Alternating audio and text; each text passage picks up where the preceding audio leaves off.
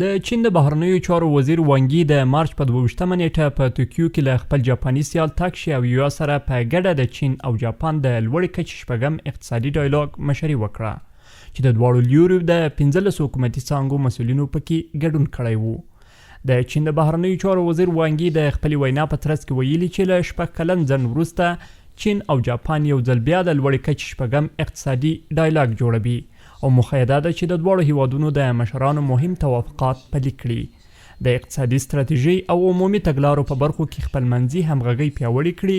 د دوه اړخیزو همکاریو بنسټ ټینګ کړي، په نویو چارو کې د همکارۍ نوې لاره پیدا کړي، د دواړو هیوادونو ترمنځ اقتصادي او سوداګریزي همکارۍ نوې نقشه جوړ کړي او دغه راز د چین او جاپان ترمنځ د ګډو ګټو پر بنسټ ستراتیژیکو اړیکو ته اقتصادي ملاتړ برابر کړي. وانګي دا هم ویل د چین او جاپان ترمنځ د سیاسي اړیکو له یاده کېدو راهیسې خپلمنځي سوداګریز حجم څه باندې 300 چنده زیاتوالی موندلی